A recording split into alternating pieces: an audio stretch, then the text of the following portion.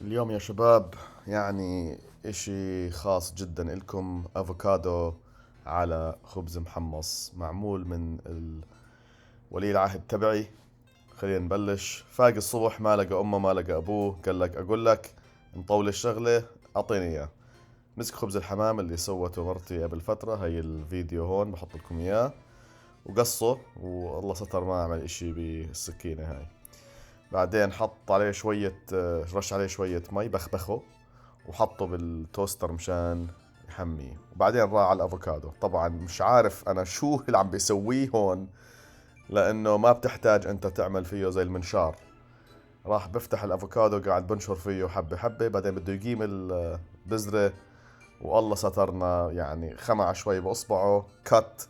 شكله حط على حاله اشي مشان ما يتكمل الدم، ويوتيوب بعدين يلغينا من الموضوع.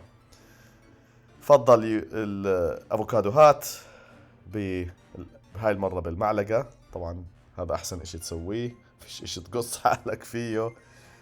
وبلش يفغص فيه بالشوكة. بلشنا نقيم شكله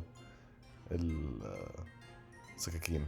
أنا ما عندي إشكالية، الولد خليه يتربى مرات بالطريقة الصعبة، بده يقص حاله ينزل شوية دم، هيك الدنيا، بدك تتعلم.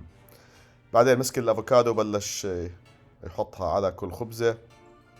طبعا أنا بعتقد يمكن أفوكادو واحدة على 4 خبزات صغار هيك كتير، بس كل واحد بحط الكمية المناسبة له. فبتحب تحطه كله، تخبي الأفوكادو للنص ليوم تاني، ما في إشكالية. بتحطه عليه كلياته وبعدين تكمل. هذا إشي اسمه everything bagel، كل إشي باجل. آه زي مش بهارات بس، فيه سمسم، فيه بهارات، فيه ملح. تمسكه وبتزته على كل افوكادو. انا صراحة بحب هاي الاكلة كتير، شي يوم بفرجيكم كيف تسووها بس مع بيض. وكتير زاكي، بس هو اظن قدراته هون بتوقف. وهذه هي، وصحتين يا شباب.